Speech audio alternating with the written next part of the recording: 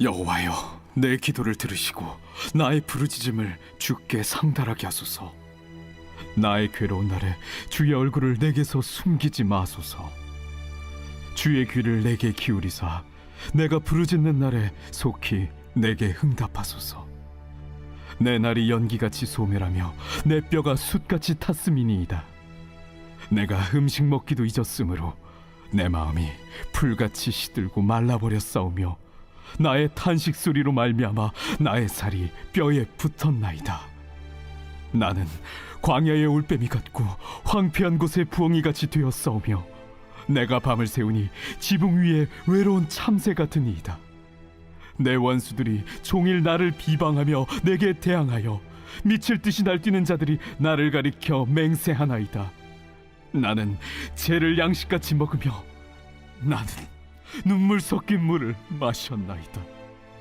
주의 분노와 진노로 말미암음이라 주께서 나를 들어서 던지셨나이다. 내 날이 기울어지는 그림자 같고 내가 풀에 시들어짐 같으니이다. 여호와여, 주는 영원히 계시고 주에 대한 기억은 대대에 이르리이다. 주께서 일어나사 시온을 긍휼히 여기시리니 지금은 그에게 은혜를 베푸실 때라 정한 기한이 다가옴이니이다. 주의 종들이 시온의 돌들을 즐거워하며 그의 티끌도 은혜를 받나이다. 이에 문나라가 여호와의 이름을 경외하며 이 땅의 모든 왕들이 주의 영광을 경외하리니 여호와께서 시온을 건설하시고 그의 영광 중에 나타나셨습니다. 할렐루야. 오늘도 미라클 RT로 하루를 시작하시는 사랑하는 천안침례교회 모든 성도님들을 진심으로 환영하고 축복합니다. 하나님께서 고난과 문제 가운데 있는 우리 삶 가운데 찾아오셔서 영원한 피난처가 되어주심을 믿음으로 고백하는 시간 되기를 간절히 소망합니다. 오늘 우리가 읽은 시편 102편의 표제는 이렇습니다. 고난당한 자가 마음이 상하여 그의 근심을 여호와 앞에 토로하는 기도. 저는 오늘 말씀을 묵상하면서 표제에서 은혜가 있었습니다. 고난당해 마음이 상한 우리의 근심을 주님 앞에 토로할 때 하나님께서 우리에게 괜찮다고 말씀해 주시기 때문입니다. 그래서 오늘 말씀의 제목을 괜찮지 않아도 괜찮아 라고 정해보았습니다. 우리가 신앙생활을 오래 하면 할수록 우리는 자꾸 괜찮은 척을 할 때가 있습니다. 교회에 오면 항상 웃어야만 할 것 같고 착한 사람이어야만 할 것 같고 누군가 괜찮은지 물어보면 괜찮지 않아도 그저 괜찮다고 아무 일 없다고 대답을 하기도 합니다. 그런데 속은 그렇지 않은 날이 얼마나 많은가요? 고난과 문제 앞에 우리의 속은 무너져 있을 때가 많고 마음은 지쳐 있고 혼자 있을 때 이유 없이 눈물을 흘리기도 합니다. 그런데 오늘 우리가 읽은 시편은 우리에게 이렇게 말씀합니다. 괜찮지 않아도 괜찮다고.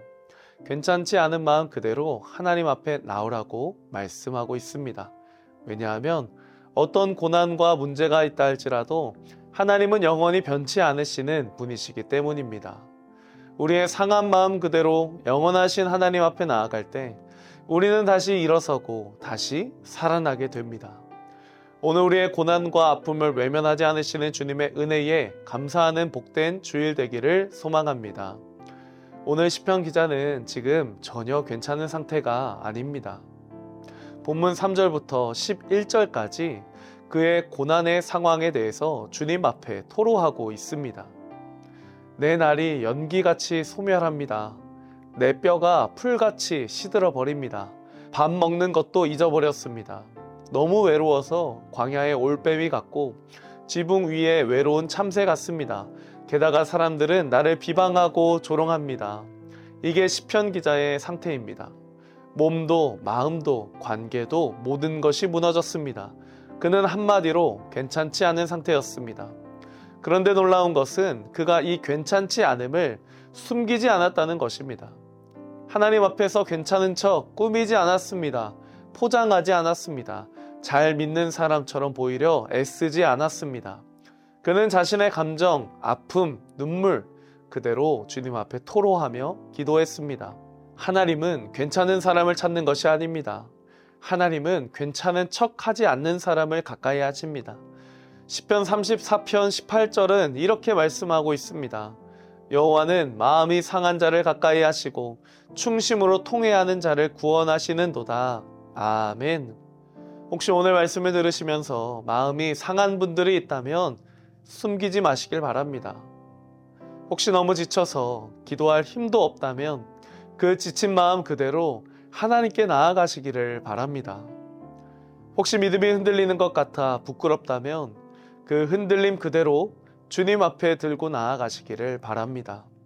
하나님은 힘든 우리를 향해 왜 그러냐고 따져 묻지 않으십니다. 오히려 그 상한 마음 그대로 주님 앞에 나아올 때 이제야 나한테 왔구나 라고 하시는 분이 우리 하나님이십니다. 괜찮지 않은 나를 인정하며 주님 앞에 나아가는 것이 기도의 시작임을 기억하시기를 바랍니다. 오늘 본문 11절까지의 시인은 내 기도, 내 괴로운 날, 내 뼈, 내 마음, 내 탄식, 온통 자기의 고통으로 가득 차 있었습니다. 그런데 12절에 이렇게 고백합니다. 여호와여, 주는 영원히 계시고 주에 대한 기억은 대대에 이르리이다. 아멘. 시인의 상황은 아직 바뀐 것이 없습니다. 몸이 갑자기 나아진 것도 사람들이 갑자기 친절해진 것도 아닙니다.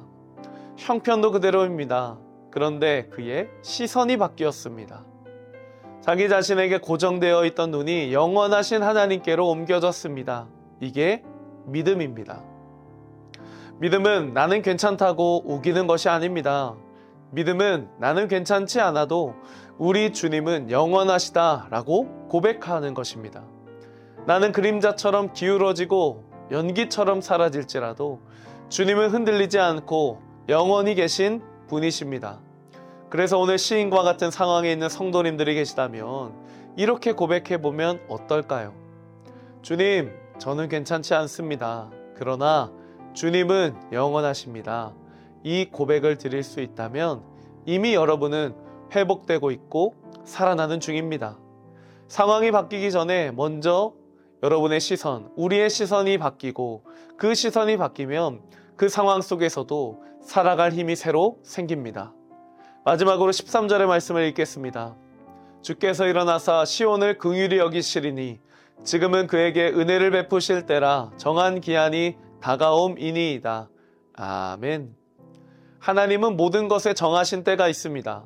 하나님은 우리의 고난을 아무 의미 없이 방치하지 않으십니다. 하나님은 시온의 돌이 흩어진 것도 그 티끌이 굴러다니는 것도 잊지 않으십니다. 모든 것을 기억하시고 사랑하시고 다시 세우시는 분이 하나님이십니다. 그러니 오늘 여러분의 삶에 무너진 조각이 있다면 버리지 마시고 하나님 앞에 가져 나오시길 바랍니다. 하나님은 그 돌들과 티끌까지도 아끼는 분이십니다. 무너진 것을 일으켜 세우시고 흩어진 것을 다시 모으는 분이십니다. 정하신 때에 반드시 하나님의 방법대로 일하시는 분이십니다. 그래서 우리는 괜찮지 않아도 괜찮은 것입니다. 오늘 무너진 마음 위에 하나님의 은혜를 경험하시기를 축복합니다. 괜찮지 않은 돌과 티끌 같은 우리의 삶을 하나님께서 친히 시온처럼 다시 세우실 줄로 믿고 괜찮지 않아도 괜찮다는 믿음의 고백을 하는 저와 우리 천안침례교회 모든 성도님들 되시기를 예수님의 이름으로 축복합니다. 그 영원하신 주님이 우리를 붙들어 주실 것입니다. 그 주님과 동행하는 오늘 복된 주일 되시기를 예수님의 이름으로 축복합니다. 함께 기도하겠습니다. 사랑의 하나님 감사합니다. 우리의 삶의 모든 것 되신 그 주님이 영원하신 분이심을 우리는 믿습니다. 우리의 삶에 고난과 문제와 어려움이 있다 할지라도 변하지 않는 주님께서 우리를 붙들어 주시니 우리는 괜찮지 않아도 괜찮은 줄로 믿습니다. 우리의 삶을 하나님의 뜻대로 하나님의 방법대로 이끄실 주님과 동행하는 복된 하루 되도록 주님 우리 가운데 함께하여 주시옵소서. 예수님의 이름으로 기도드립니다. 아멘. 주 나를 아시죠. 깨진 나의 모습도 부끄러움 속에 나갈 수 없어요.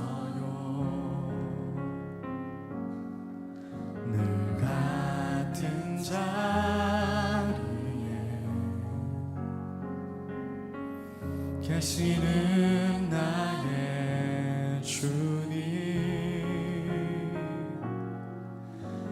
이제 다 괜찮아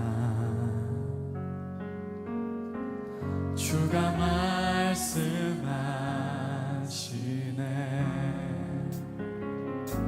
자꾸 넘어져도 걱정하지 마 지쳐 쓰러져도 슬퍼하지 마 내 삶을 향한 나의 사랑이 지금 너와 함께 있으니